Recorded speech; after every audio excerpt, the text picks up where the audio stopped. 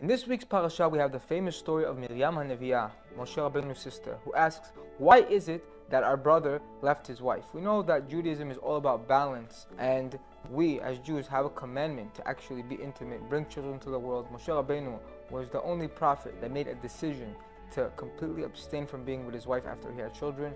And his sister, who was also a prophet, goes to Aaron, his eldest brother, and she asks, does it make sense? Does it make sense that our brother is doing this? It seems to be against the commandment of God. Now, we know that right afterwards, God punished her for trying to even understand the greatest leader in history, Moshe Rabbeinu, and trying to get into his shoes.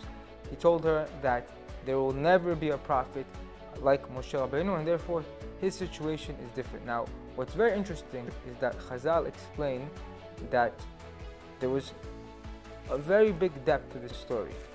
We know that beforehand, whoever sees in the parasha, there were two new prophets. Two people received prophecies. Their name was Eldad and Medad. They received prophecies, and in their prophecies, they were saying that Moshe Rabbeinu was going to die, and there's going to be a new leader, Yeshua ben Nun, which was true. After the Jewish nation left the desert and they went to Eretz Yisrael, that's what happened.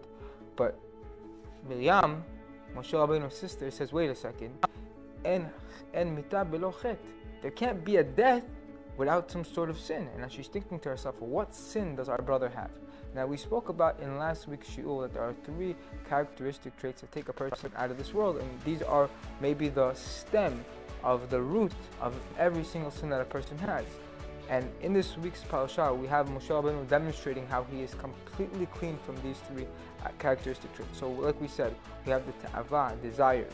Moshe Rabbeinu even was not with the woman that God permitted him. So we know that he was above desires and chasing lust. The second thing was kina.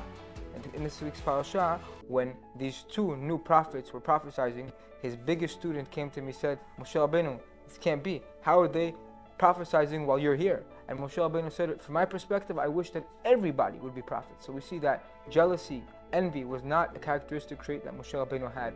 And the last one being kavod. And kavod, like we said, is the chase for honor. A person who's not offended when people speak about him, obviously is not chasing, nor does he care for honor. When Miriam, Moshe Rabbeinu's sister, spoke about him and she said, what's up with our brother? Why is he making these decisions on his own? Chazal tell us that he was the most humble person in the history of mankind, and Chazal teaches that he did not get offended whatsoever. So we see the third characteristic trait, that he did not care for that inyan of honor. So therefore we get back to the point where Miriam is asking herself, if our brother is so pure, how can it be that he can die? How are these prophets saying that Moshe Rabbeinu is going to die?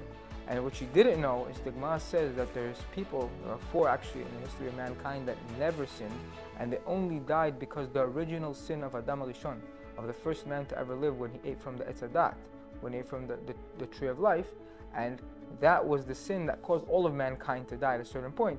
But what this is coming to teach us is that Miriam HaNeviah, we're talking about a woman that was a prophet, she was able to see everything. And she was investigating thoroughly, how can it be that a person can suffer, can die without sin? And that comes to teach us that, like the Gemara says in Masechet Brachot, any suffering that a human being has in this world, from the slightest thing to the greatest thing, a person could always go stand in front of God and figure out what is the sin that I'm currently in, the bad attribute that I still haven't uprooted that is causing me this. And once this person does this, like we spoke about last week, and does this speculation, he tries to figure out what is it that I need to correct, and he starts doing this. So Chazal say that God doesn't even look for the person to reach that level. Just the fact that you acknowledge it and you're showing effort towards it, God will make it as if you were completely a tzaddik, you were on that high level, you were fully righteous. Where do we see this? We see this in the Gemara when a person comes to a woman and he tells her, I want you to be my wife, and he says, on the condition that I'm a great tzaddik.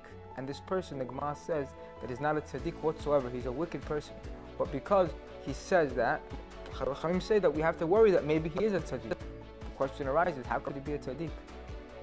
Chazal explained that the second a person in his mind regrets things that he did in the past, he's completely new. And that's something that we do every Erev Shabbat. When we accept the Shabbat comes close to us, we sit, we kind of do a recap of our whole week, we clear our mind, we regret the bad things we did, and then we're able to get our neshama for the Shabbat coming up. So with that, wishing everyone a Shabbat Shalom.